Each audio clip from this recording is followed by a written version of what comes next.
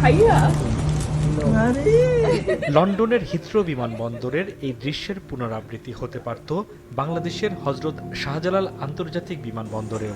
দেশের মাটিতে মা ছেলের সাক্ষাৎ হতে পারত আরও আবেগঘনপূর্ণ, কিন্তু তা সম্ভব হচ্ছে না মা খালেদা জিয়ার অসুস্থতার কারণে। ১/১১ সরকারের সময় নির্যাতিত হয়ে নির্বাসিত হবার আগে বিএনপির বর্তমান ভারপ্রাপ্ত চেয়ারম্যান তারেক রহমানের সাথে মায়ের সাক্ষাৎ হয়েছিল পিজি হাসপাতালে।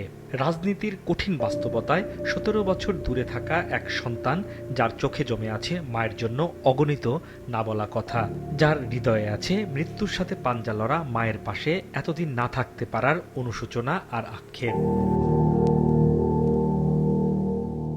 মাও বছরের পর বছর অপেক্ষা করেছেন দেশের মাটিতে সন্তানের মুখ দেখার জন্য। সেই সন্তান ফিরছে ঠিকই, তবে তাকে সেই উষ্ণ আলিঙ্গনের শারীরিক বাস্তবতা নেই। রাজধানীর এভারকেয়ার হাসপাতালের বিছানায় জীবনযুদ্ধে লড়ছেন তিনি।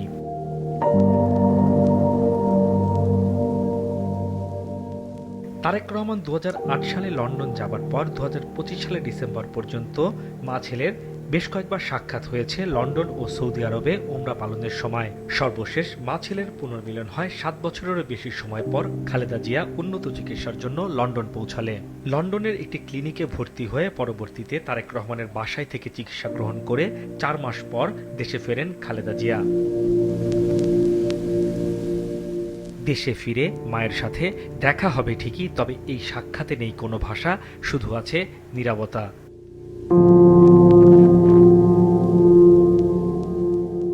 হাসনাইন তানভীর, মাছরাঙা সংবাদ, ঢাকা।